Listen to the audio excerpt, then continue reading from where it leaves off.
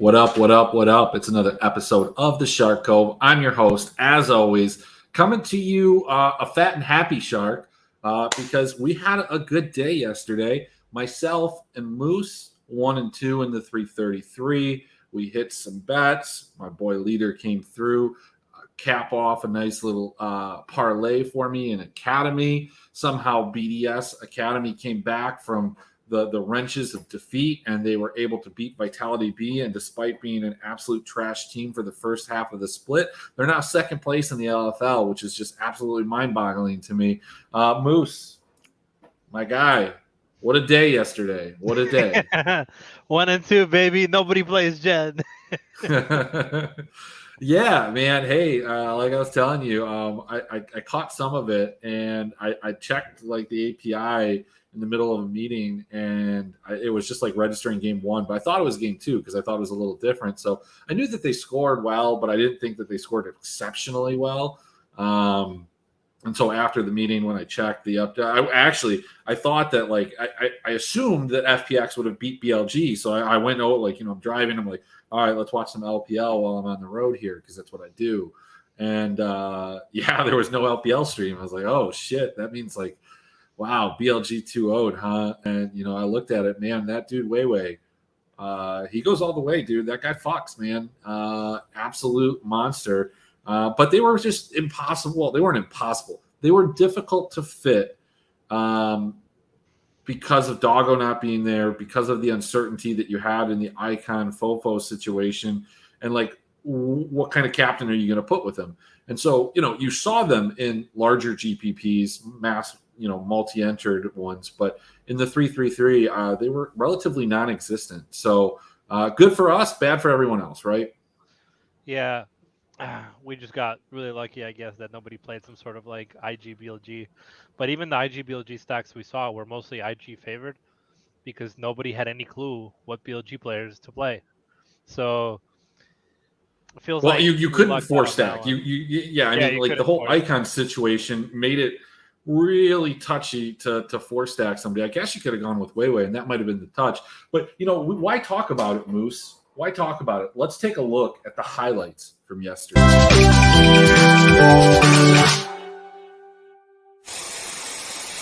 Moose, what did you think of the video? This was the first time that you saw it. I like this part. Yeah. Well, look, a 16-10 or a 16-8 are still plus 180, plus 230. So I like those. I think I'm going to take some of these wild 31.5 kill totals and just test my odds, man. I'm feeling good. Gonna pull them out in days, the ace. 26. Make that 27 to 9 kills this game. I don't know, man. Like, for me, maybe Invictus money line. Invictus money line. For sure. Here to finish off the series and deny Ultra Prime playoffs most likely. It's Mo coming up clutch. So going off of the initial thought of this game is that, historically, so far this season, Sandbox took care of this with NM. But I think right now, I'm much more lenient on the plus 1.5. Overall, it just feels like there's still some life left in the team. There's still some talent. No question about it that Sandbox are obviously in a much better place, but I could definitely see Nongchen taking a game here. Nongshim just in general. They played as a team, and it was just beautiful to watch. I am at a loss for words.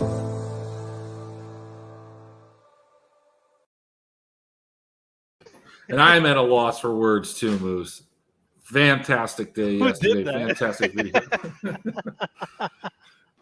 Yeah, that was Cookies again, man. He's putting out the bangers. So I hit him up at like 11 o'clock because I knew like after I finally figured out that Genji had like the Genji whoever they played, I don't even remember at this point. I don't even think it matters. DRX. That's DRX. It's completely forgettable that it went over 31.5.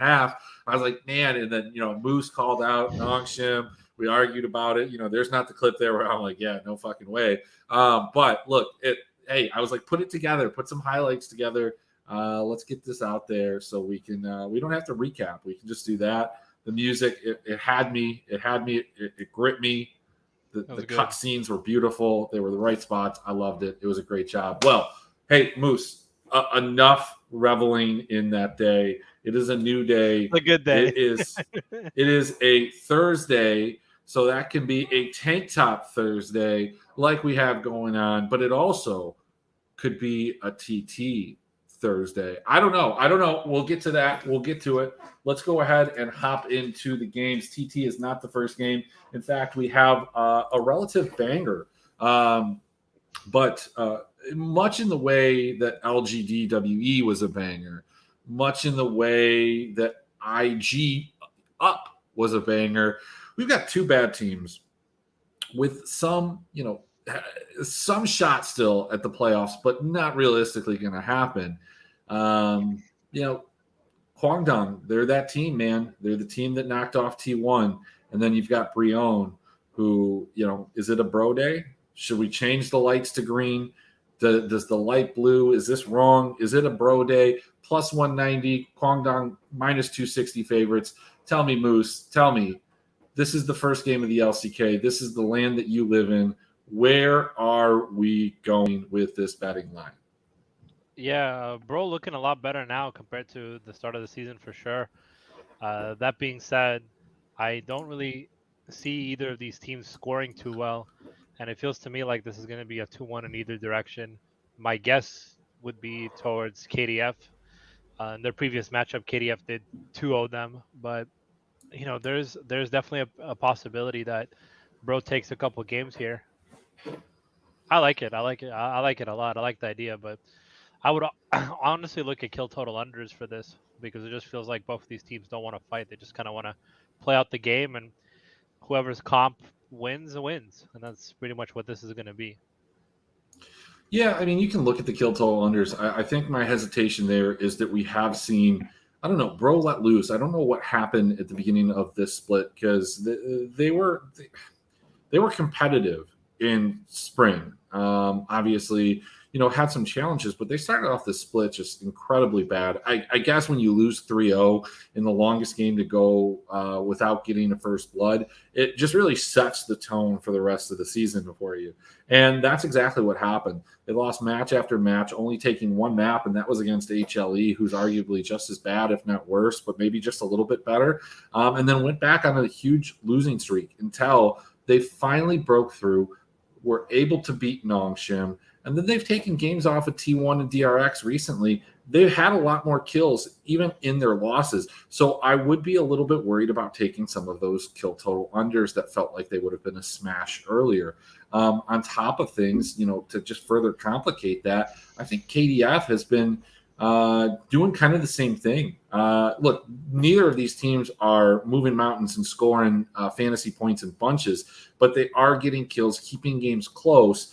And albeit, they're not giving up a lot of deaths, they're just getting a couple kills. They're right over that 21-22 mark that you're probably betting if you're betting that kill total other. For me, this is a bro day. Maybe not DFS, but for betting, I think I'm going to throw a little bit on bro money line. I don't believe that KDF is that much better than bro. I think these two teams are very, very equal. In fact, I tend to like the bro team a little bit more. I like parts of KDF. I think this should be closer to a pick 'em. And so when you're telling me that you can get plus 190 on bro, That's like a 30-60 split or 33-66, whatever. 30-60 leaves 10%. I guess that's how you pay the juice, right? But look, no, bro, plus 190, that's probably where I'm going here. I like bro. I wish the line was a little bit closer to minus 150. I feel like it would be a slam dunk, but minus 170 is probably fair. And I don't think either of these teams scores a lot. The lights have been changed to green. The lights have been changed to green. They were yellow yesterday, if you guys didn't notice. That was kind of some foreshadowing that Gen G was going to break the slate. It is intentional. The colors of the lights do mean something. I do have some thought when I change them and put them up there. But okay, I don't have much to talk about in regards to this one because there's just not much to say. Let's get into it. We've got the sneakiest of captains that you could ever have. We've got the captain that has won quite a few cash games recently. He's a guy that you can fit in there. He fits with just about any team, any place, anytime. He's got a first name. His name's Mark. Mark Captain, top esports, minus 1,000 against a Shark Cove favorite, TT Gaming. Won a lot of money on TT Gaming. This is a team that has come together and surprises people. Surprised that they're getting this little respect. If it's me, and it is, and that's what we're talking about, I'm dropping some money on TT money line. I'm dropping some money on TT. I think it's map 2 because I don't think that they have map choice. So let's take a look at that. They don't. Not that that has been a huge deal the last week or so, but it's just something to kind of keep in mind. I'm liking TT here, plus 575. Moose, do you have another bet that you like in this? If you've read Gelati's article, don't give that away. It has a fantastic bet that I really like, and we're not going to talk about it because I'm not going to give away that for free. I will tell you I'm taking the money line. That's not the best bet on the board. Moose, do you like this plus 1.5? I bet you do. I bet you do. Yeah, I like the plus 1.5. I think we have to respect if the ML is over 400 rule, we have to take the plus 1.5, right? Yeah, I mean, look, I think you take it because I think TT is better than people are giving them credit for. They're better than what the book is giving them credit for. This is just an opportune spot. Like, do they win this more often than not? Of course not. But they win it a lot more than what these odds indicate, and I think by a large margin. And that's kind of what you're looking for is those good value bets. You're not necessarily looking for bets that are going to win 100% of the time because nothing is guaranteed and nothing kind of comes out 100% of the time. But I think this happens far more than these odds indicate. The other bet that we want to look at here is over-unders. I think historically, when we've looked at TT at the beginning of the split and in spring, they were more of kind of a middle of the pace type team, middle of the pack pace. They weren't a team that gave up a lot of kills and losses, and they didn't win a lot. So, regardless of how they performed in those wins, it just didn't occur. Top is one of those teams that I think has a little bit of a reputation for playing faster than they typically do because they certainly have the ceiling. They absolutely can just go bonkers.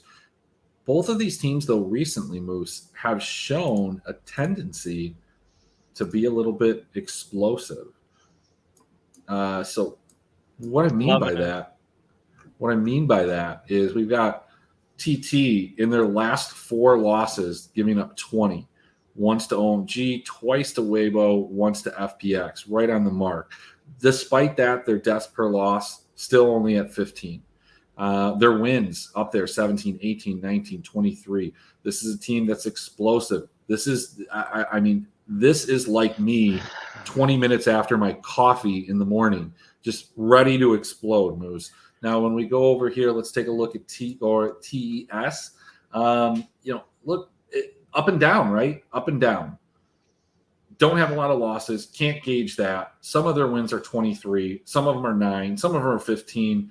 You have to hope that you're going to get 2 of those. And you almost have to hope that they don't go to a third game because they really just haven't necessarily been that good in losses unless you get one of those, 16 or 15 like FPX or OMG, then they're going to be the absolute nuts.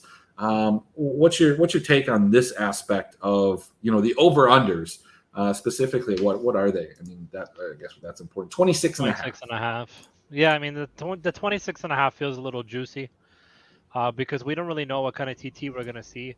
That being said, I do like, I'm going to bring it up again. I know, but we're going to talk about blue side, but here we go again. Top esports with the side choice, and makes this matchup a lot less interesting to me to take overs. That being said, TT getting blue side is probably their best chance for over, so I would definitely take it there.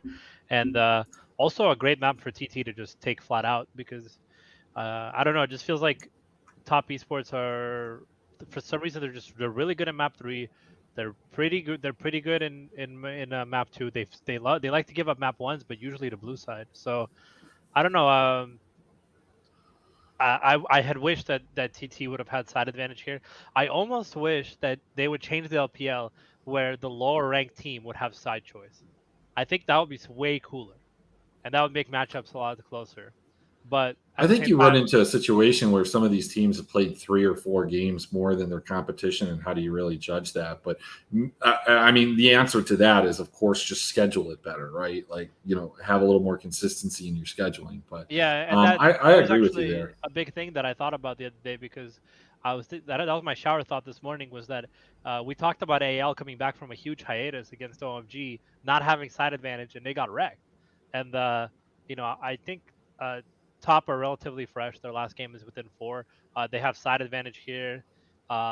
This feels like it's a 2 or 3 game series, but I mean, I think we can easily see that with the way TT has played and that it does feel like it's definitely going to go to 3 games if they get a good blue side.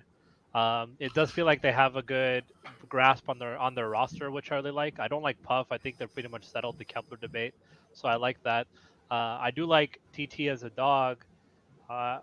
Honestly, like I think you said it. You took the words right out of my mouth. It's right on the mark, right? Mark is really. Yeah, I mean, look, Moose, it's an exciting series. Anytime you get to see the best mid laner in the LPL play, it's fantastic. And when he gets to go up against Knight, it just doesn't get any better than that, right?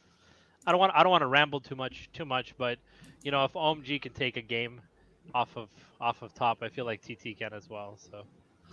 All right. Well, I'm probably going to stay away from these over unders. I think that I kind of want the under. High, yeah, I mean, I almost would take the under on that, but minus 130 versus the minus 105, that one kill. I do expect these games to be probably in the 24 to 26 range. I just don't think it's good enough. And I don't feel like there's enough of, the juice isn't worth the squeeze at plus 600. We're going to avoid that. Maybe I'm a little spoiled. You hit a plus 1100 and, things just kind of hit different.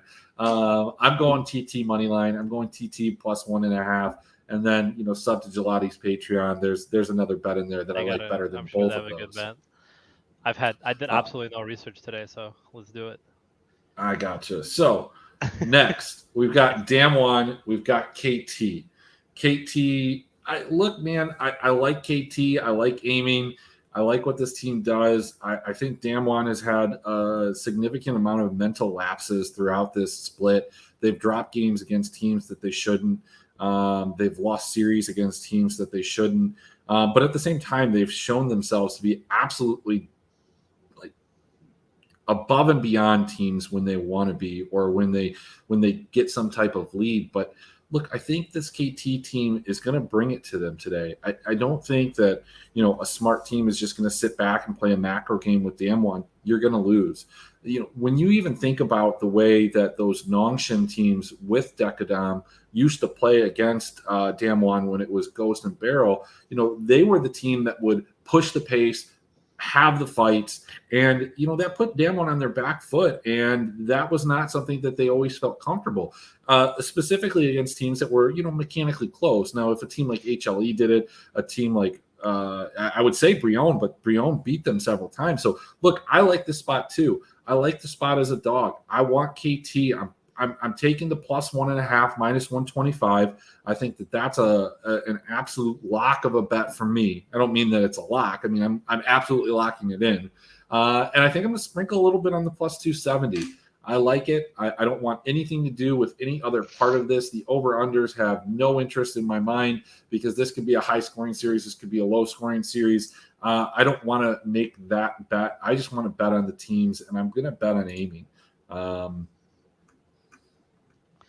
So my take on this is I'll give you guys kind of the breakdown of my day, but I had about a 10-minute period between waking up because I woke up late and driving to my mom's house to build her a treadmill to make a cash lineup and look at some past history for these matches.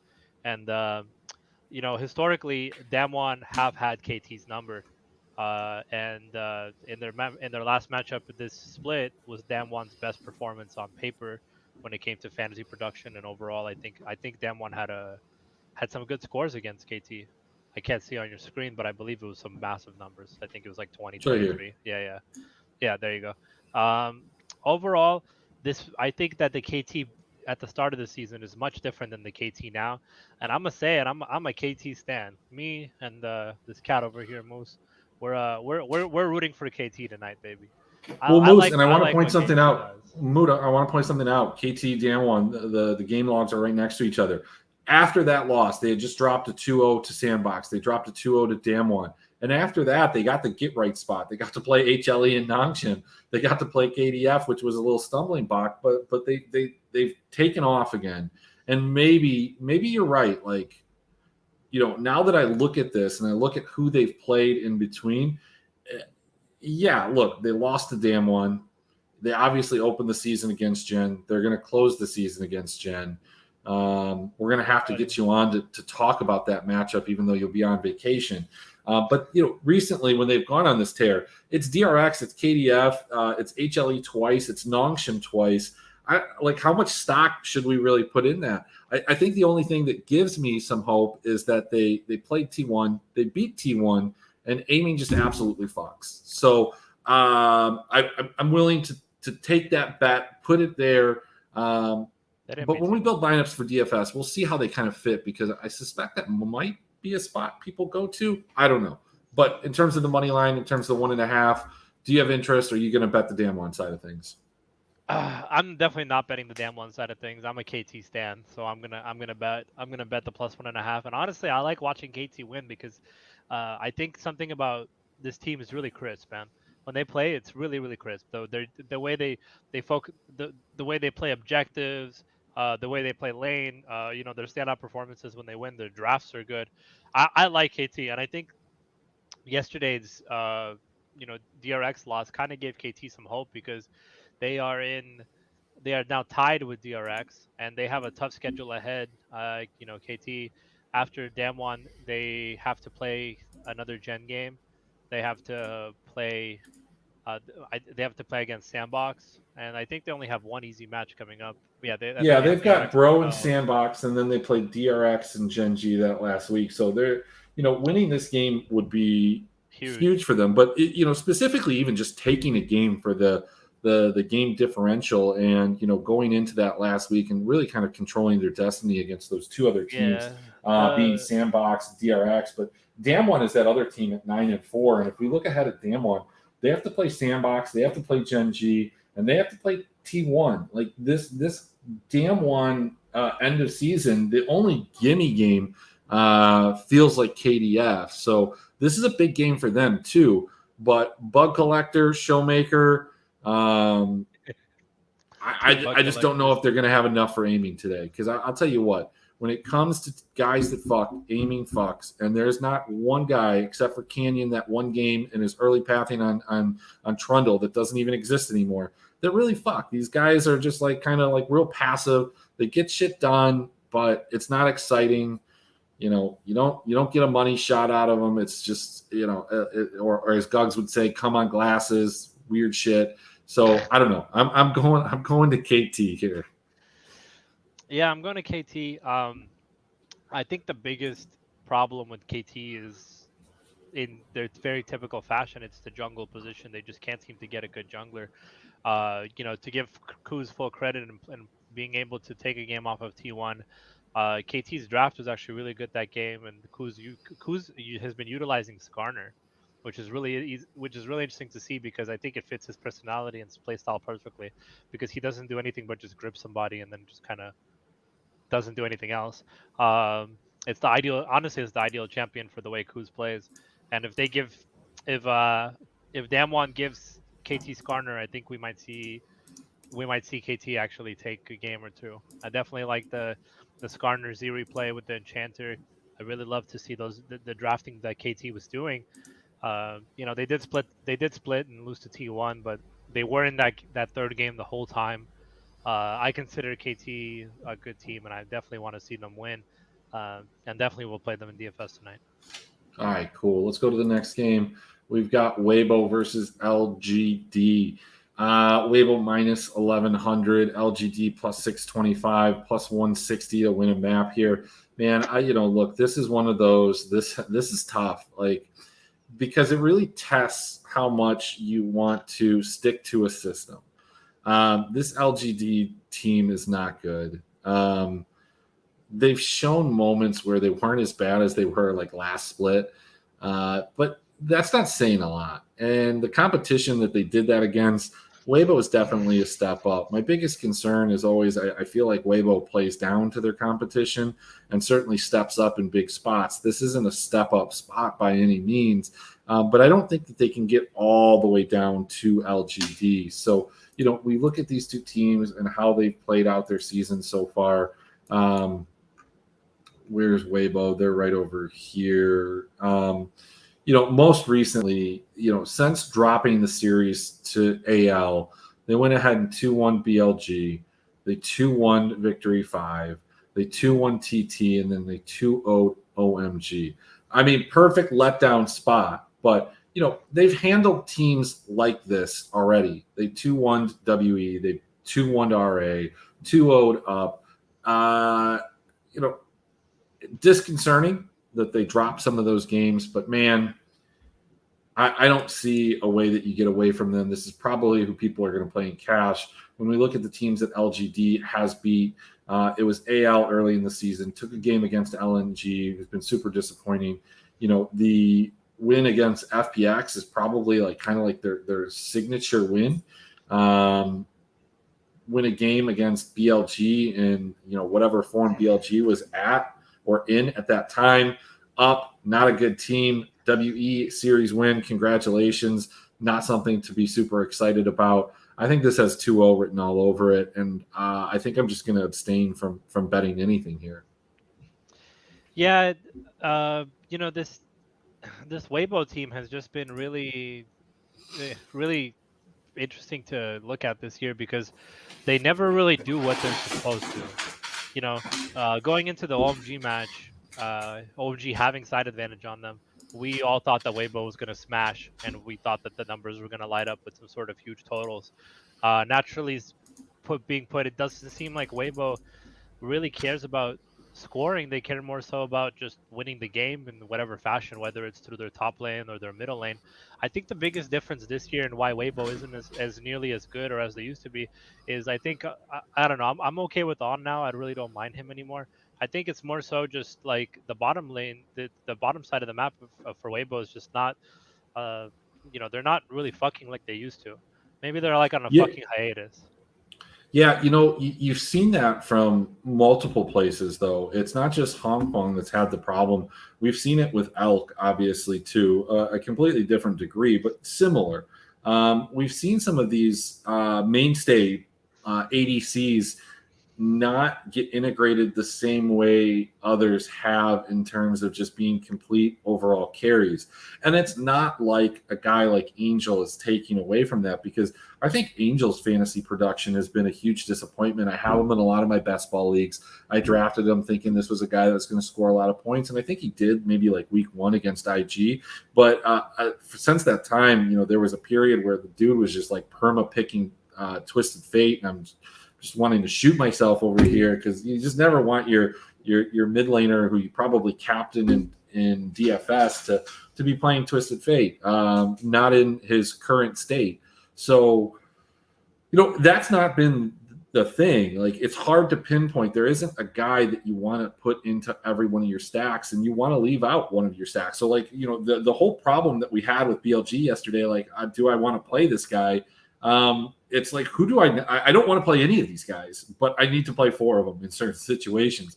Who do I leave out? And I think you just kind of figure out who you're pairing them with, and then go ahead and just complement the other team's weakest part, because every one of these guys can pop off and does pop off, but every one of these guys can just completely disappear and let the other 4 guys take care of the game. Yeah, they're all kind of average in their own way, but they're good. One thing to note is that, like Vince said, it's tough to fuck when red side bot lane has to take it like a bitch, so half your games are playing on impossible mode. Well, tonight, Gelati, they do have WBG does have the side advantage, and I don't think they really need it. I think that going into their last 5 games, they have really one difficult game, and the rest of it is just kind of a bunch of middle teams that they'll probably 2 or 2-1. One thing to note for sure about Weibo that I'm really starting to notice is a couple things. Is that I really can't discredit them for the OMG series and their scoring or performing, because it doesn't seem like OMG really wanted to play that game. It seemed like they just rolled over and took it. And in the first game, and then the second game, it was a little bit more competitive, but WBG still blew them out the water. All in all, though, one thing to note that I wanted to note about the way Weibo has been playing is Juan Fang's consistent usage of Aphelios or Sivir. It does feel like the team is really good with their meta. This Huang Fang is getting on the Sivir a lot more, and that makes me feel like tonight is just going to be, a meta, a draft kingdom outplay where LGD try to go for maybe some comfort picks or try to do what they did against WE, where they play what they're comfortable with, and WBG just completely punch them in the mouth. 2-0, I would, if it was any other team other than LGD, I would probably look at kill total unders as well. But LGD are really good at occasionally giving up a real shitter of a game. Yeah, I don't think you need to overthink this. This isn't necessarily someplace that I want to bet much. LGD, look, I think your only hope if you're betting the over, and I think the under is okay, but if you're betting the over, you're just hoping that LGD gets out to a lead and then they somehow throw it. We saw that several times in the beginning of the split. This game right here against LNG, this game right here against Victory 5, and they had enough of a lead that they amassed a nice kill total. They started throwing the game, so the other team was able to get those kill totals up and then essentially make the game and over. The concern that I would have is that has to happen in certain places. If it happens at a Baron fight and the team gets wiped, depending on which Baron that is, if it's the second Baron, game's over. They're just going to go end. And that's when you get those kind of weird situations where the losing team outscores. I don't foresee that happening. I think that this ends up being a little bit of a lower scoring series than maybe some people are expecting. Again, for DFS, we'll take a look at how this goes together and fits in the pieces. But I think Weibo just kind of takes care of business here. And, this is a don't overthink it spot. Let's go ahead. Let's talk about DFS, not LEC. That was the last game, right? Talked about all of them. Oh, we have LEC tomorrow, too. I didn't even think about that. Yep, we sure do. So, Moose, where are we going in cash games? I think the obvious spot is what? Weibo, and the odds would say top esports, correct? Yeah, it's Weibo top. One thing to note that is actually great that we're looking at Weibo is just to kind of give you a look into the Shy's performances. Obviously didn't perform well against OMG because OMG kind of folded. 92 points against TT, 70 against BLG, 75 against top, 98 against up, but only 50 against RA, 60 against WE, and then an 85 to start the season against IG. We have this reputation of the Shy kind of saying, hey, I'm going to clown on all these new guys and beat everybody, but it feels like this guy is the absolute X factor tonight because he has the ability to either give you 90 or 50. And Yeah, but on some level, that's the case with every top laner right now. I think he's the most extreme, probably has the highest ceiling, but it really is just going to depend on what the two teams draft, and we aren't seeing some of the same carry champions through the top lane that we saw, at the beginning of this split. But I will say that this is probably one of his easiest matchups. When we're talking fearness, there's no fear that's going to be in the Shy's heart playing against anybody in the top lane, but certainly not this clown. And if they swap out the other guy, oh man, call them a clown, dude. it's just not. It's not going to be a good situation. I think I like the Mark captain over the On captain.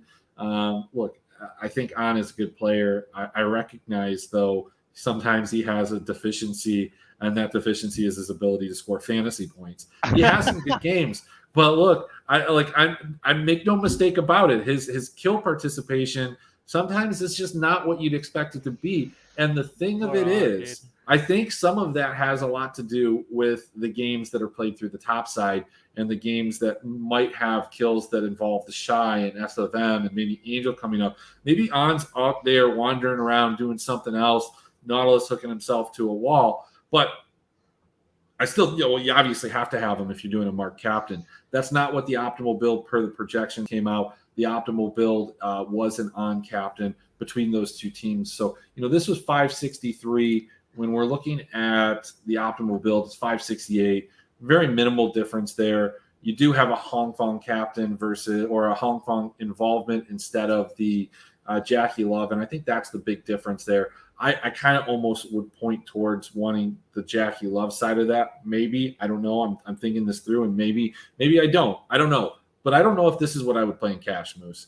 I'm not sure that this is where I would go. So let's take a look at some other spots. I mean, so we feel like we're in sync here that Weibo is going to be the safest team on this slate. The odds indicate that. I think that the odds are probably pretty close to what they are supposed to be there. But we did indicate that, we think TT is a little bit more live than maybe the bookmakers do. So let's go throw some Damwon in here. Let's see what Damwon does. I mean, obviously we're betting KT, but from a cash standpoint, we're not betting what we think is going to happen, what we want to happen, what we're standing to happen, or what we think is a good betting line. We're actually betting like the most likely outcome, right? And this you can get a Showmaker captain. You're at 568 though. It's not that much different than the top lineup.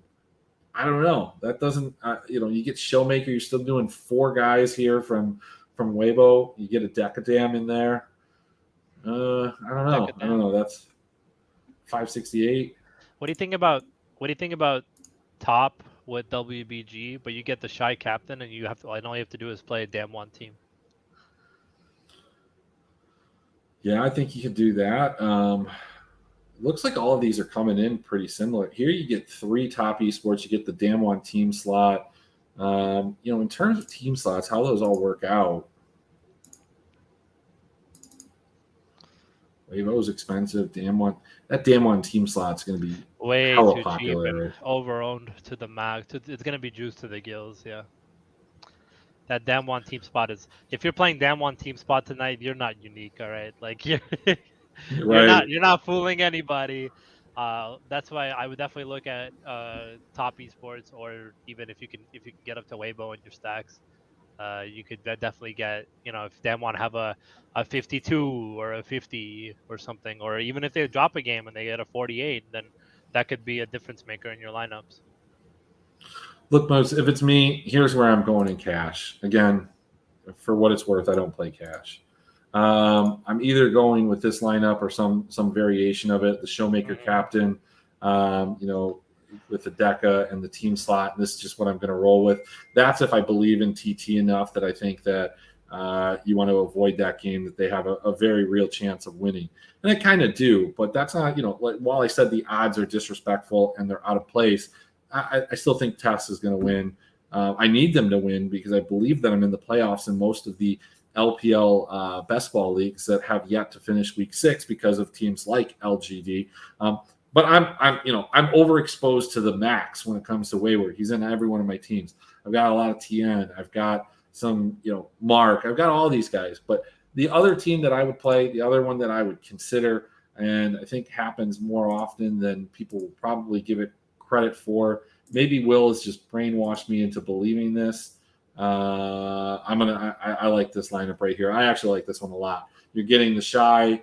I think SFM and Tian are not necessarily anything but interchangeable. Yeah, I'm getting Knight. I'm getting Jackie Love. I'm getting the top esports team. This is where I want to go. This is where I want to be. I feel good. I feel great. Yeah, keep it simple. I would say keep it simple. Damwon either 2-0s tonight or they don't. And if they don't, then these kind of stacks are going to win. If they do 2-0, then Damwon stacks will win cash, and that pretty much breaks it down. Like I said, if you can actually get the Shy and up top, and all you would have to play is Damwon team with on. Got it. And you could be able to do that. As for tournaments, That's right. That's right, Josh. Maybe, I think TT could probably score enough points to get you there, even in a 1-2 loss, if they score well in the game that they win. But who do you pair them with, right? Like it feels like Moose, kind of night. Look, here's the golden ticket. It's the LCK.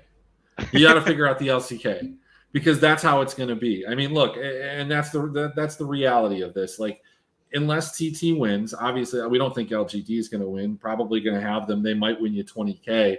Hell, I think I'll probably run some TT LGD, right? But realistically, in smaller tournaments, things under 100 people or under 200 people, I guess I should say, I think the biggest key is going to be the Afrika Fredit Brion series. There's two things that can happen there. The winner is going to end up in the optimal. That's assuming that they score something, reasonable, right? Or at least one or two of them score something reasonable, and those are the two you have in the small stack. There is this real chance that most of us that don't wake up or stay up for the first game of that series will wake up to seeing a very low scoring series. And at that point, we have just a very funky slate. Look, KT's certainly live. KT could upset the whole balance of things.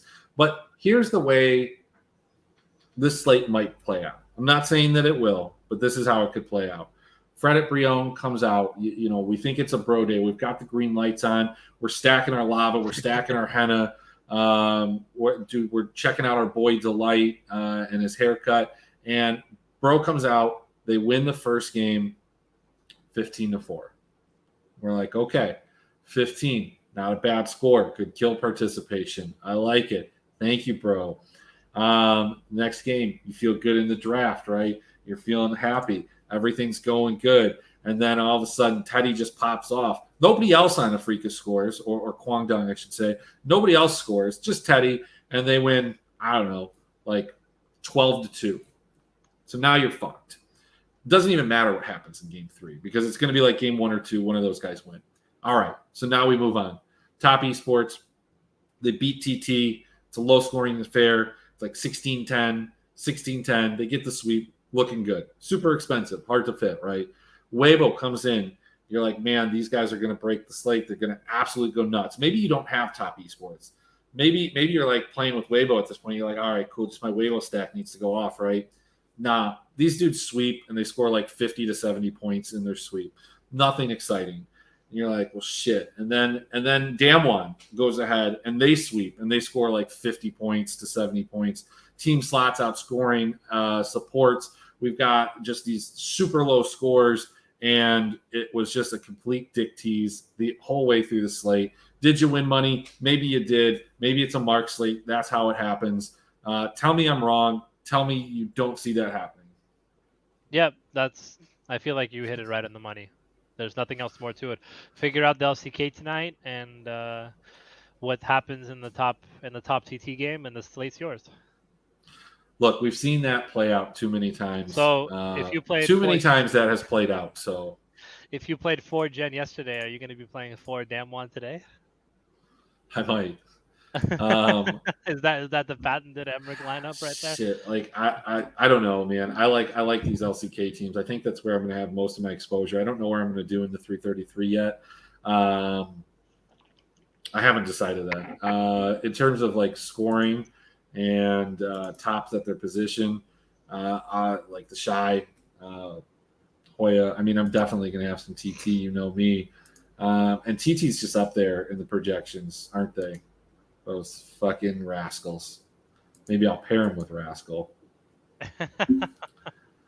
All right. Well, Moose, that kind of caps off our discussion on LEC. Isn't this a 2-2-3 kind of? Yeah, it might be. That's fucking gross. And then Yeah, it's I'm going to have some lineups like that. But yeah, it is. I think if you want to back Bro, you want to back KT. I think one of these dogs win. I do. I think Bro, KT, or TT win. I don't think it's LGD, but it could be. One of these dogs win, or they outscore in a loss. And I think that they're going to be the key. They might be the three in that 2-2-3. It's never fun building those lineups because they're just they feel so intelligent when you're putting them together. And if they win, you feel like $1 million, right? But more often than not, they do absolutely horrible, and you're like, what the fuck was I thinking? Guns will post them all the time in chat, and it's like, dude, that's a terrible lineup. But you're like, but you know, like dudes win with it. So like I can't tell you you're dumb anymore because that's totally what's winning sometimes. Let's hop into the LEC. Let's hop into these bets. I think that there's just a couple spots that I want to talk about here. We'll take a look at pricing. SK Astralis. I'm leaning SK here. I think that they're great for DFS. I haven't like modeled out the kill totals, but I'm leaning towards that first game of the day buff. SK at even money. Astralis minus 130. This could be a banger. It could be. It could be a sleeper too. First game on a Friday sometimes is, but I think I'm backing SK at even money here. Man, I don't know. I like Astralis. I don't know if I can get back SK at even money. That being said, about even money and even smarter people, did you get a text from Josh? Oh yeah, it didn't ding. Hang on. Link him. I think I wouldn't take SK Gaming at even. I definitely if you like those odds, go ahead. But I like Astralis a little bit better. I think the odds are right on the money. Okay. Well, we're gonna wait for Josh. He's gonna join. Here he is. Hey, where's the tank top? Oh shit! Let me go change.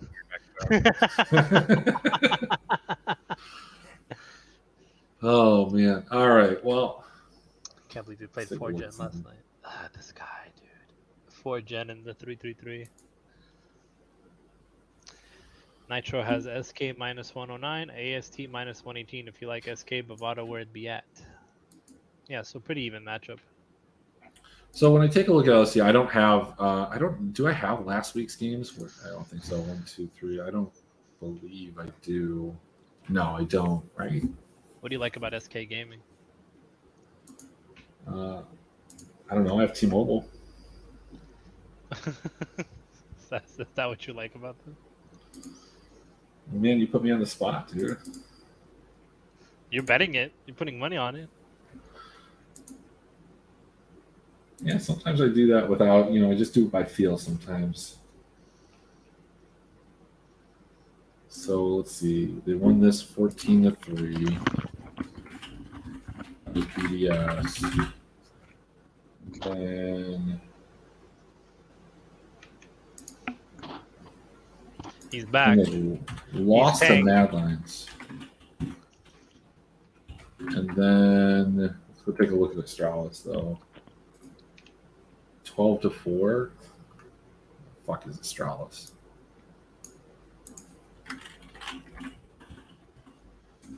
And 10-10. Oh god. See, this is what happens, dude. I put these games in and I fucking remember how it broke my heart. That game should have been a fucking win. Jesus Christ. Unbelievable. All right, Josh, what do you think about this game? SK, Astralis, even money, minus 130. Is this a bettable spot?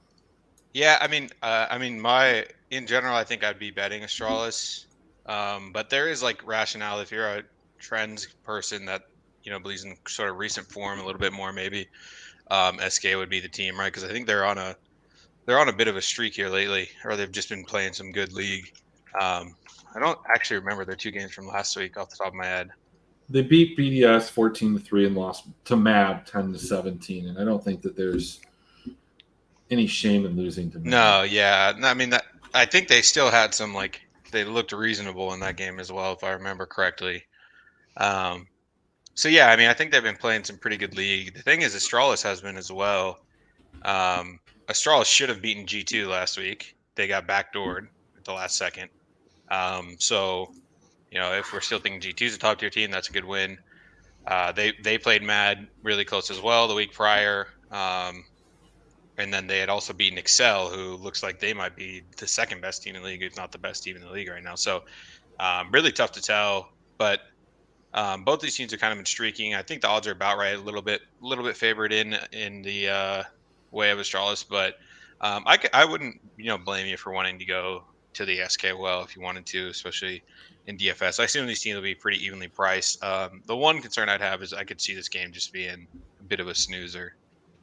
Yeah, this is one of those games that has like 1 or 2 game strips written all over it, and it's like where this is a very equal game.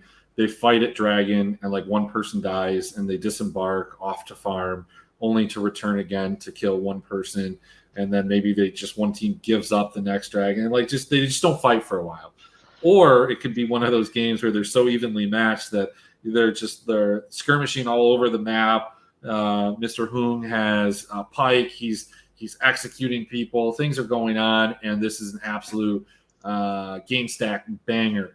In terms of betting, I don't think that this is one of the spots that I love. I think I am still leaning SK. But what I would do if I was betting this game in the way that I set up my screen is I look at this. I'm like, all right, do I want to bet it? You know what? I kind of want SK, but I really am not sure. I'm going to put it at the end here. And if I haven't put a lot on the slate, maybe I'll make a bet there. So let's go into Vitality versus XL. This line seems like one of the I don't know. At one point this year, I would say that this, given how XL is playing, not how they were playing then, how they're playing now, this is a smash spot. But Vitality seems to sort of have found their groove sometimes. I think that at times they get out drafted, they get cocky, and that arrogance and ego still resides within this team, and they just don't know how to play around each other. And swapping out Selfmade has made absolutely no difference. They swapped him out with the exact same type of jungler. In fact, maybe one that doesn't work as well in this meta because he just loves playing certain champions that don't fit into the meta as it stands right now. Yeah, tough game to handicap. I mean, Vitality is just that team where it's like, when are they going to figure it out? And they kind of just haven't. Again, I think we're waiting. I mean, if we get news on Bo, I'd be in on it. I think if we're not going to get news on Bo, I'm probably just going to bet Excel. And I think if I see Excel at minus 145, and I think they're playing probably the best in the league right now, the most consistently high level. I think if you take the name out of the equation, what does this line actually sit at? Minus 180, minus 190? Right. I think the namesake of Vitality, Fnatic, and G2 are the reason why we get good betting lines. Yeah. Something I wanted to toss in. I don't know if you guys have seen it, but there's a site factor.gg that has propped up with some of the league stats, and they have like a game prediction percentage scores. And for example, they do have it favoring SK, actually, Emmerich, to back up your point there. And then in this one, they do have a pretty heavy lean towards Excel, about 65-35, which I think would be higher than the break even for a minus 145 off the top of my head. But yeah, because minus 200 would be 67% or whatever. So yeah, I think if you're going to bet it right now, and unless there's some news like Bo, if Bo's starting, I'm willing to lay off, but I'm probably on Excel. I don't think we're seeing Bo this split, man. I Yeah. don't think he has the ability to work or something like that. Going back to something that we talked about last week. God, why do I have players on these teams? Excel is a great early game team. We talked about that. Just taking a look at how Vitality is rated. They're actually rated pretty well, more like middle of the pack. Excel, a lot of their stats are closer to the Mad Lions, and we saw what the Mad Lions did to this Vitality team. I think it's just always a situation when we're looking at Vitality, you do look at the names and you do understand that maybe these guys aren't as good as they once were, or they're not as consistent as they once were, but they can certainly take games off. And so they take games off, and they can take games off of anybody, I guess I should say. So you always think about that. But I guess at minus 145, I'm willing to lay that. I think I'm going to play XL. And when this opens up, maybe tomorrow, maybe get some first blood prop. I would assume maybe minus 120, maybe minus 130. Anything over that, I think, is a little bit high. But XL is 82% first blood. Vitality is 36. So probably one of the bigger disparities you're going to see tomorrow in terms of first blood percentage. Yeah, I like that angle a lot. I think the one thing with Vitality is that their early game, like I feel like the early game of Excel is a little bit different because I feel like Vitality is just ahead in the early game just because they're lane gap people, like just in lane. But comparatively, I kind of feel like Excel makes plays, whereas Vitality will get a lot of gold differentials at 15 just from like Alfari just gapping his opponent because we know he's an insanely good laner. It's just the questions are about how does he play with his team later on. But yeah, so I don't know. I think we have one team that plays together well as a team versus one that doesn't, and pretty good odds. I'd probably just lay it with Excel. Yeah, and this game was pretty close the last time that they played in terms of kill score. One thing I would point out from a DFS standpoint, since we're not going to go like just break DFS down separate from the betting, Excel is like one of the darlings of DFS. People love playing them, and usually it's because they're advantageously priced comparative to some of the rogues and G2s and fanatics and even Mad Lions at this point. So they're like the really good team that's as good as everybody else, but they don't get priced up there. And part of it is just they don't score like a ton. Even when they have 18 or 19 kills, it's usually centered around a pocket. It could be like Marcoon and Nuke Duck and Finn, but then all of a sudden Patrick and Mickey X are not involved, or vice versa. I just don't ever feel like they're a great four stack, not for like the big GPP. Just a point of contention I have with them. And dudes are using my Marcoon captain now, so it's the cat's out of the bag there. But yeah, that's what I got there. Moving on, and I did bet that because I think that line has a possibility of inflating. Rogue Misfits. So Josh, I'm going to let you take away on this one because I certainly know where I'm going, and I feel like I know where you're going, but it doesn't feel good, does it?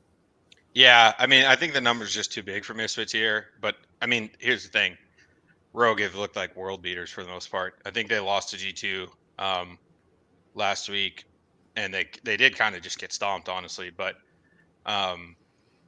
which I that was a surprise to me. I think I had a bet out on Rogue. I think we discussed it last week to bet Rogue against G2, and thought it was the right side, but they got stomped. Yeah, man. Look, hey, I wasn't surprised by it. Like, right? It's just one of those things. It just felt like it was destined. As that game was approaching, I'm like, man, G2 is going to win this game. Like, that's there's how just it no goes. way they don't. Right? It's one of those. I don't. Kevin talks about the concept of these odds plays all the time, where it's like, I know I'm on the right side, but it doesn't feel good, and that's how I would feel betting Misfits in this spot again.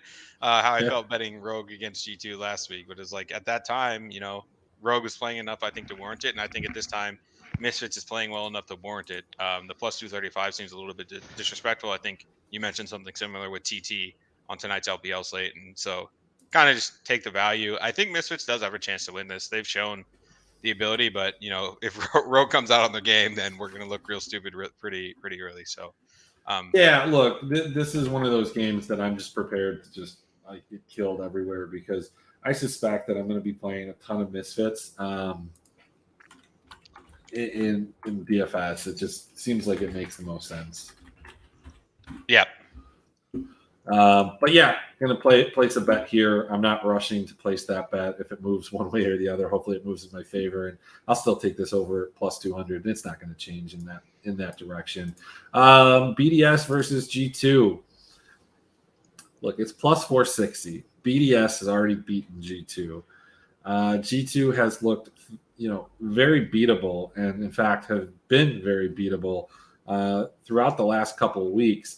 The question is, can BDS beat them tomorrow? Not can BDS beat them, because they already have.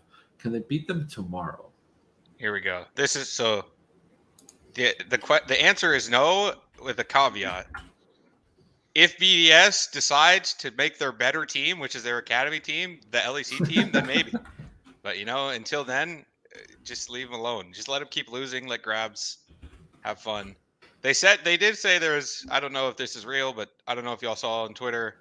The Falco said if G2 2-0 was last week, then he will let Caps pick a troll pick this week. And grabs responded, and he's like, "Oh, thank God." So could be some funny business there, but I think I'd rather wait and see. If that does happen in draft, then maybe I'll rush to get in on the BDS side a little bit there. But this number, you could argue this number's too big, honestly, but BDS just haven't shown me enough yet, I don't think.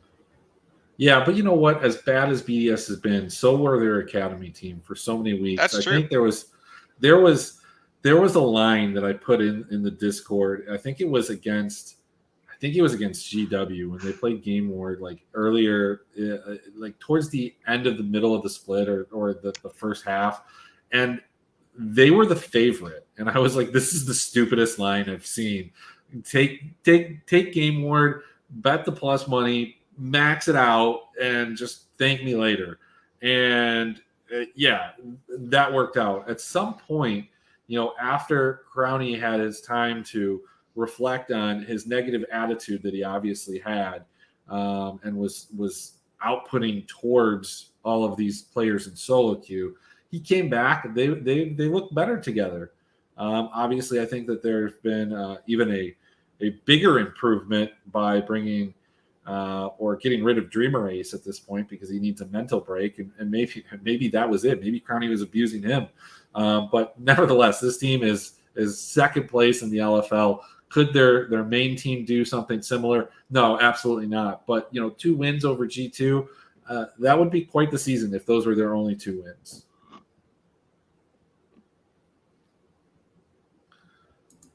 Moving on here. Mad Lions and Fnatic. Mad Lions have looked like one of the better teams in the league. A lot of the stats would indicate that they're right there. Only minus 170 against a Fnatic team that I haven't believed in for a while and is really coming to fruition. This is a team that I've avoided in season long for as long as I can remember. As long as Bwipo hasn't been in the jungle. So this year, they just haven't been a team that scores a lot in DFS. And this year, they just look like a bunch of guys that kind of are washed. Humanoid, Razor, Wonder, Hillisang. Upset's getting all the resources. They're funneling through him. He's still mechanically great. Do you want Mad Lions at this minus 170, or is this a spot where we're taking the dog at plus 130?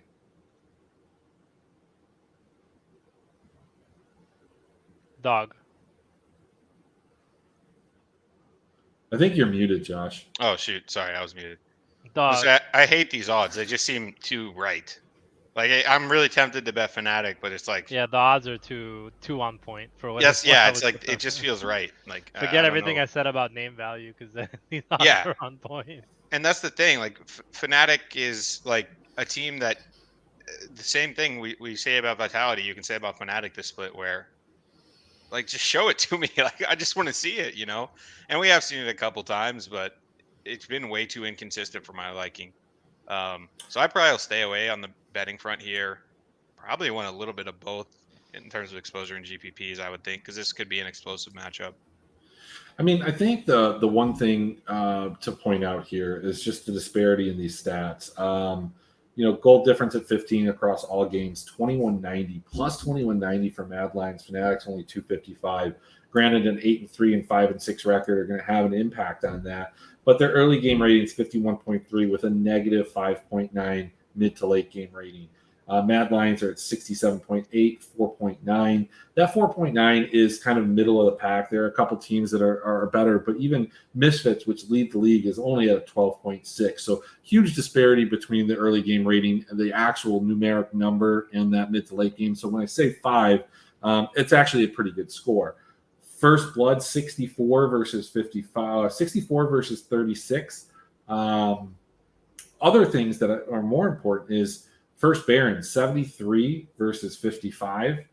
Herald Control, 59 versus 36. And now you might say that might translate into like first or the Dragon percentage. Dragon, 67 versus 51. The only thing that Fnatic has going for them is they're 100% on the Elder, whereas Mad Lions is only 67%. I think we've seen that game. Look, man, I'm backing Mad Lions here. Maybe you don't like them at the -170. Maybe you don't put that money there. Maybe this ends up being a situation where you parlay Mad Lions, SK, and maybe XL to get a little bit of better odds, as opposed to, laying the money on each one of them individually. I don't know. Gelati will tell you that's worse odds, and that's not the way to do it. But look, Josh, we love favorite parlays here. We love our boy leader. Just absolutely killed it today. Won me a lot of money. I said it earlier. I'll say it again. I love the guy. How emotional. I know. It was big. How It was big. I just needed him to win one game, and he won 2. Like, he went out there and like really, really just put it out there, playing on a collie. He even played Nazir. Not as good of a game, but whatever. So yeah, that's it. When it comes to the LEC, let's just take a quick look at pricing here. It's not LEC. This is LEC.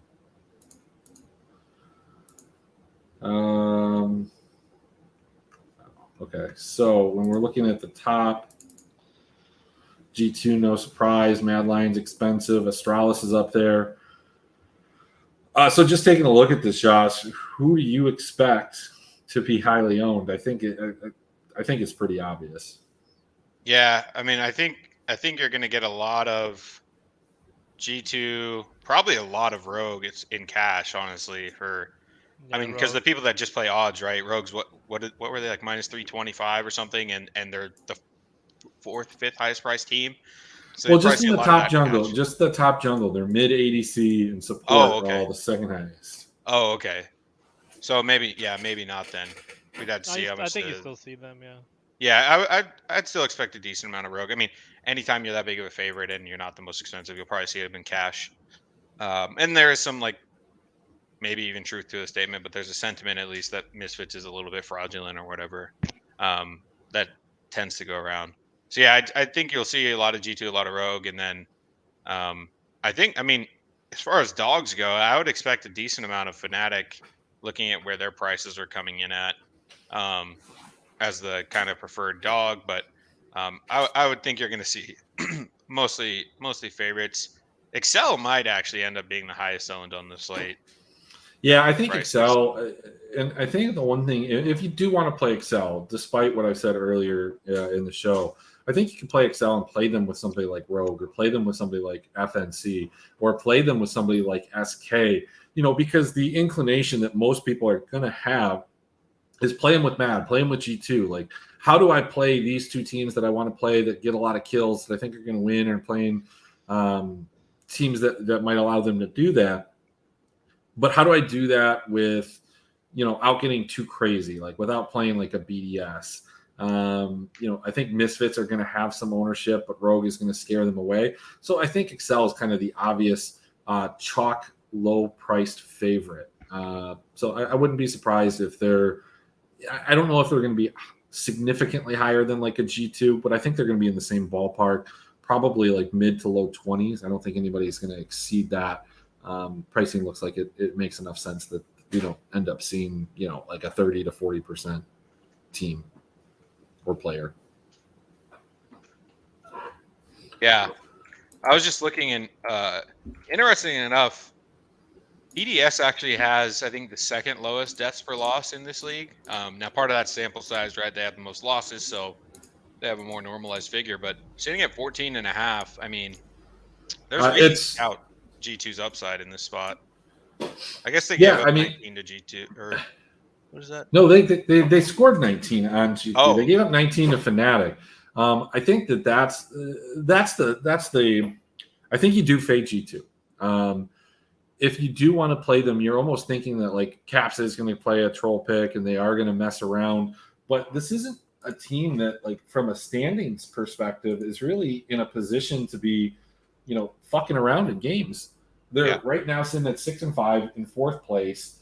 That's not a spot that you want to be in. You're not that far out from like XL Rogue and Mad Lions. And who do they play after this? They play BDS, and then they're going to play Vitality. So maybe they're going to get 2 wins this week. Maybe you start messing around after that, but you have got XL and FNC next week.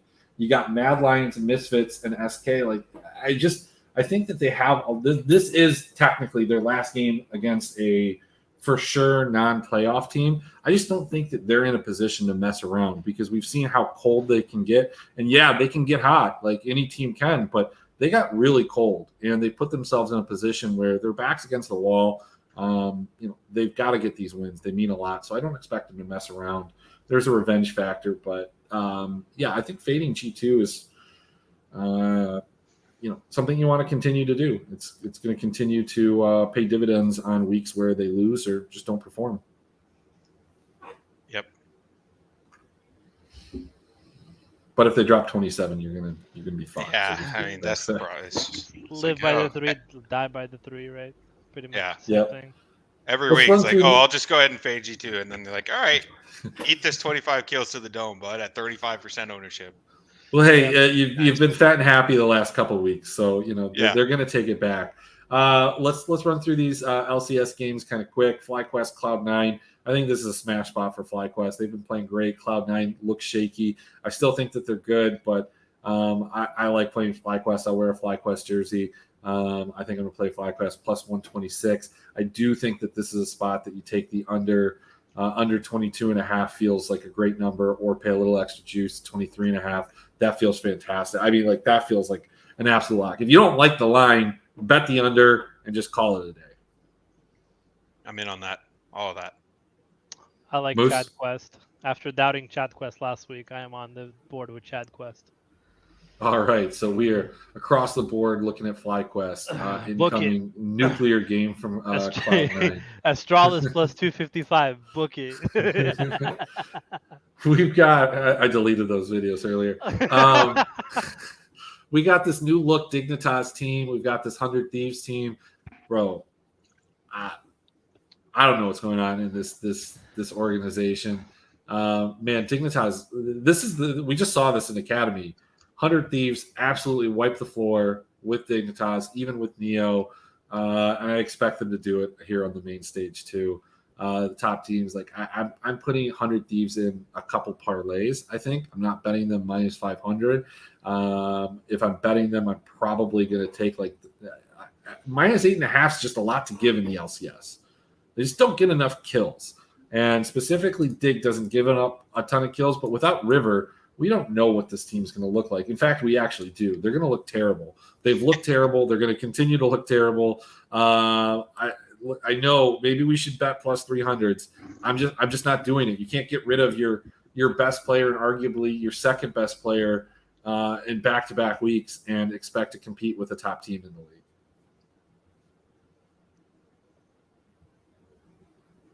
I don't know, Josh, are you muted? Okay. Cool. Oh no, yeah. Sorry, I'm just all in. I don't have too much to add. That's all straightforward. for me. Yeah, like, let's summarize it perfectly. Let's just remember this 100 Thieves team beat world champion EDG in a game. So I think they're going to handle Spawn and whoever the hell they have on this team. So whatever. TSM Team Liquid, same situation, man. Feel the same way. Everything that I just said about the last game, save beating EDG, I believe about Team Liquid. I don't think that they're playing at their top, their best, but I think that they're going to bring a better game against TSM here. I think Team Liquid paired with 100 Thieves is the start of that parlay that I'm putting together. Again, I know like we should bet the plus 200, but it's TSM. It's a team in flux. It's a team that sucks against a team that's got Bippo, and he's a guy that fucks. So, I'm going Team Liquid in my parlay. I'm abstaining from other bets. Josh, do you have anything you want to add to it? Like Team Liquid feels almost similar to Fnatic for me for the LCS, where it's like Sure, that's a great comparison. Yeah, and so I just don't really want to bet them at minus 360.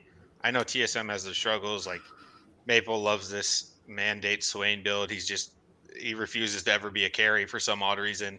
I guess he just hates getting kills, whatever.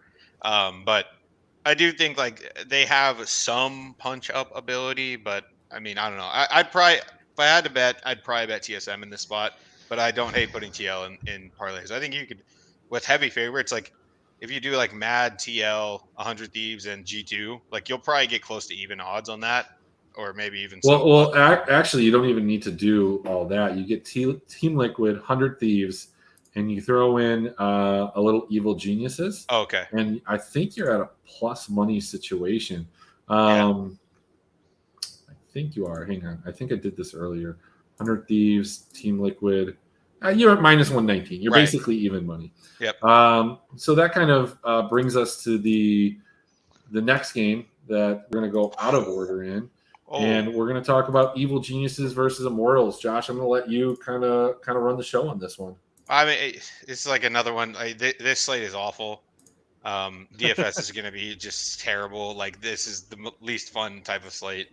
But another game where it's like, okay, I'll probably bet Immortals, and then EG is going to beat them in 5 minutes because PoE is going to build like he's going to play like Conqueror Oriana at mid lane and then build first item Morello Nomicon or something crazy because he likes to do that.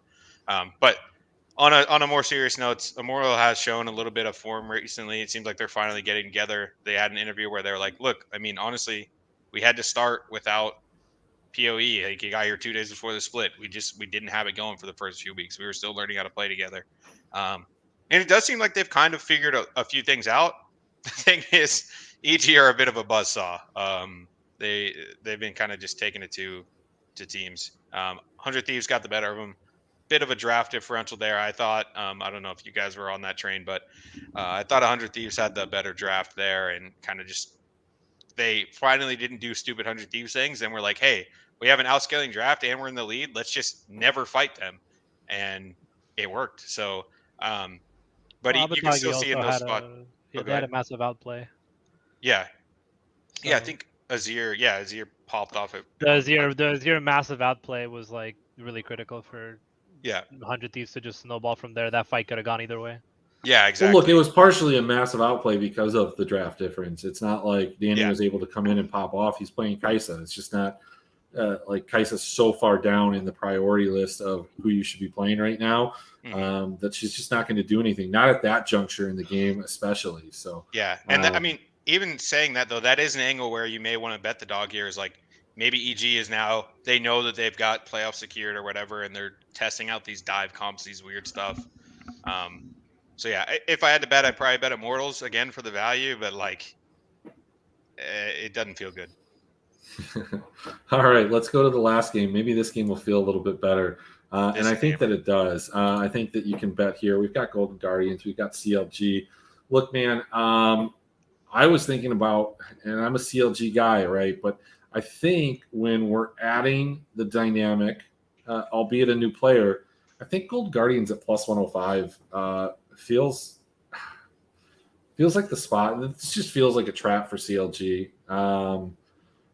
I think these two teams are pretty equal. You put River on there. I don't think that he's been good this split. I don't think that the champion meta in the jungle really fits him necessarily the way that it did earlier. These are things that we've talked about before.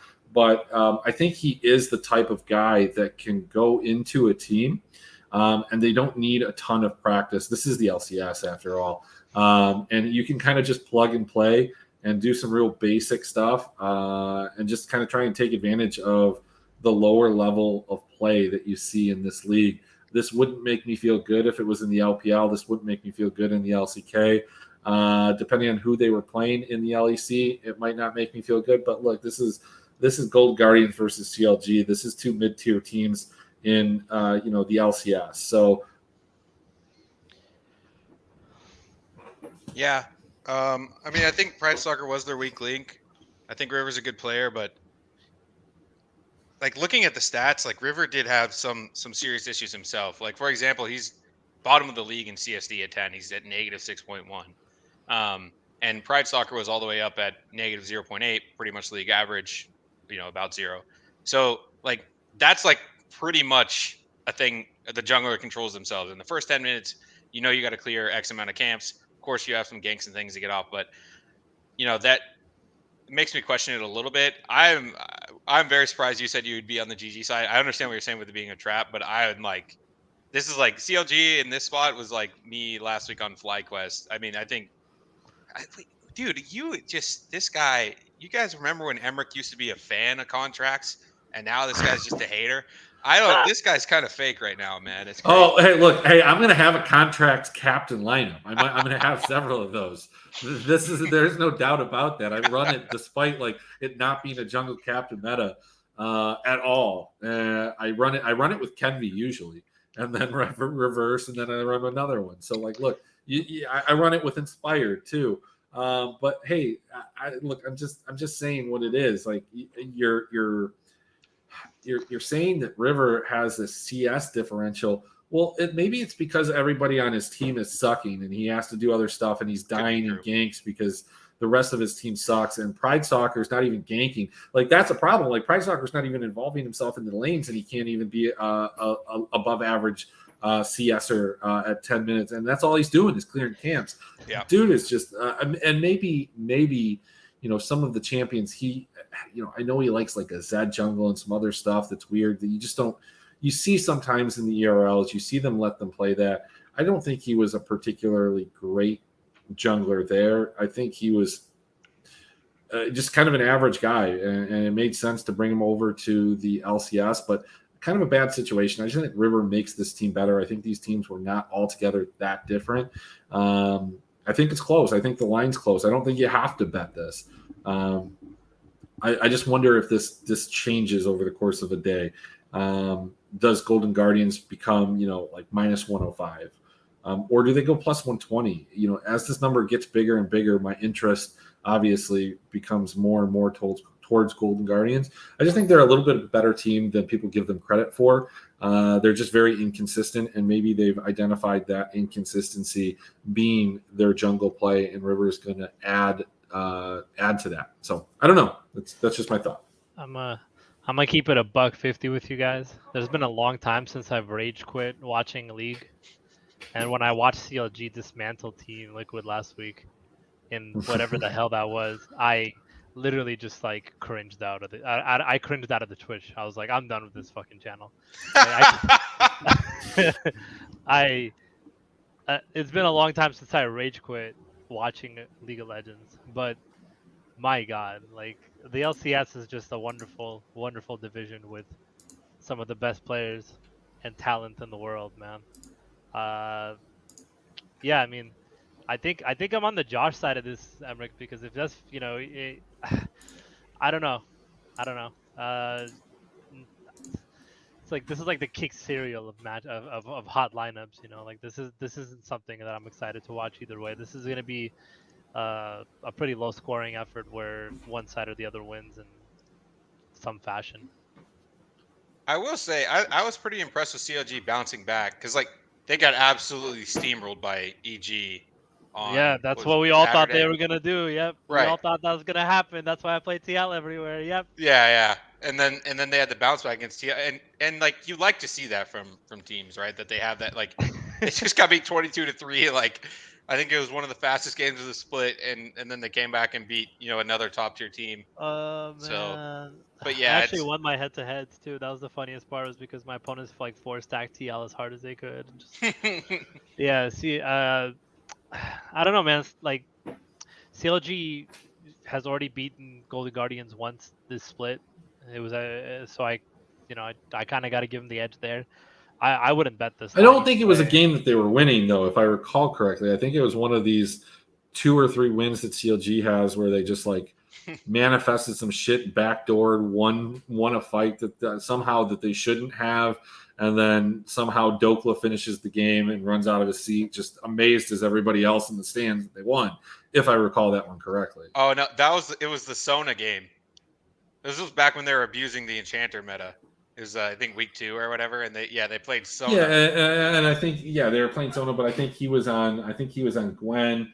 He was on Chase, but yeah, it was like they ended up. I mean, yeah, they ended up like 6K gold, but yeah, it was way closer than it needed to be. And then I think they eventually just, I guess they were against the Yumi, so maybe they didn't just comp diff them. But I don't really remember how it ended. But yeah, they've had a lot of ugly games, so they're not the most confident. Like, it's not a team you want to be the most confident in. I don't bet. confident in I'm not GG. betting this, dude. This Look, man, so not big enough. from a DFS perspective, though, maybe teams will be on. I was going to say like Golden Guardians coming off of just any type of performance that they ever have.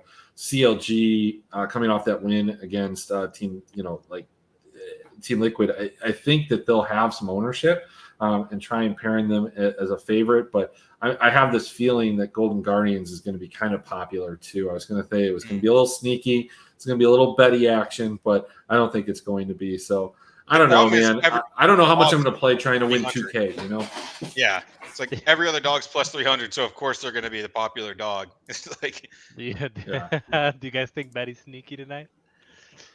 Yeah, he's sneaky. He's not on the slate. That's how sneaky he is. LCS sucks, and these contests for DFS are absolute ass when it comes to LCS and LEC. They've been trying to beef up like LPL for some reason, like 2 game slates, but it's like, dude, just give us a normal 3-3-3. Just give us a normal like old school style LCS, 80, 100, 150 entries. Like, we'll fill it. I'll fill it. I'll max enter that bitch, but I'm not playing the 23 entry tournament. Yeah, and the problem with LCS is that they took away the Friday and the Monday games, right? Like when they had those, then they were able to get the bigger slates. But now that it's just on Saturday and Sunday, like you have UFC going on Saturdays. Obviously, we have baseball every day. Then you have like the NASCAR, the F1 Sunday. Like, so they're lowering the pools because they have more sports available. We're just gonna need a new pandemic to get some 50K to first type of slates. Yeah. Yeah. I don't think that's going to happen again. I wish it would, though. I was talking about how I loved having no traffic in the DC area, nothing to do, no responsibility. You're just waiting for your next league slate, and they're pulling some random like minor league Turkish, intercontinental game, like just random games, and then they're pairing that with like a game from Japan and a game from CBLOL, and it's a 3-game slate over 3 days. Like they were doing everything that they could, and that was fantastic. I mean, we were getting EUM playing games for DFS. Oh, those were lit. Yeah, the slate was over and done with in 30 minutes. All the games played at the same time. You got your lineups in, and within 30 minutes, the slate was over. And the intern still took 6 hours to grade them. And back then, I didn't know where the fuck to find these. And some of those games you couldn't even find English streams for. So you're out there trying to find like these random ones, and I had no idea how to find. I have them all now, so I would be set. I'd be good. I'd be watching them in pure silence and just enjoying it. But we're never going to get that. EUM is on the horizon, so excited about that and some playoff ERL stuff. But look, that's all I've got for this Tank Top Thursday TT edition. Thanks, Josh, for coming out. Do you want to, have any parting words of wisdom? Plug anything? No, not really. Just enjoy the games this weekend. All right, guys. Well, you guys hang out. I'm gonna take us out here with the show later.